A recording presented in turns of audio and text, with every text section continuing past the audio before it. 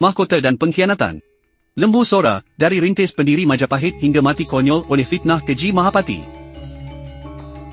Ada kontradiksi tragis dalam kisah salah satu tokoh pahlawan penting di awal berdirinya kerajaan Majapahit, iaitu Lembu Sora. Paradoks ini terletak pada kenyataan bahawa Lembu Sora adalah 1. Tokoh setia dan berjasa. Ia adalah salah satu pengikut setia Raden Wijaya sejak awal, bahkan turut berjuang merintis dan mendirikan Majapahit.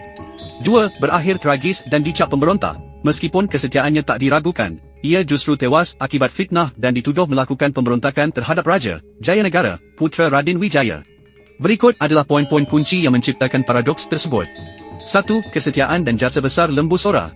Lembu Sora adalah salah satu sosok yang sangat berjasa dalam perjuangan Raden Wijaya, termasuk saat pengungsian ke Madura dan serangan balik terhadap tentara gelang-gelang.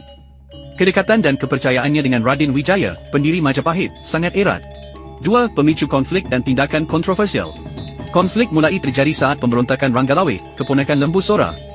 Dalam pertempuran melawan Ranggalawe, Lembu Sora yang tidak tega melihat keponakannya dihabisi secara kejam oleh Keboh Anabrang, bertindak spontan dengan menikam Keboh Anabrang hingga tewas. Paradoks dalam tindakan.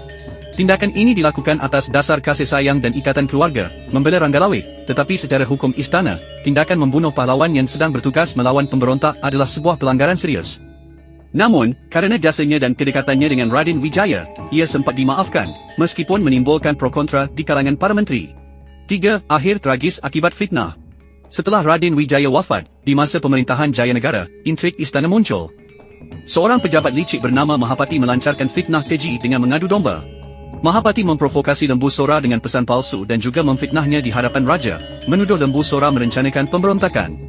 Lembu Sora yang sebenarnya hanya berniat datang ke istana untuk menyerah, setelah diasingkan, justru disambut sebagai musuh.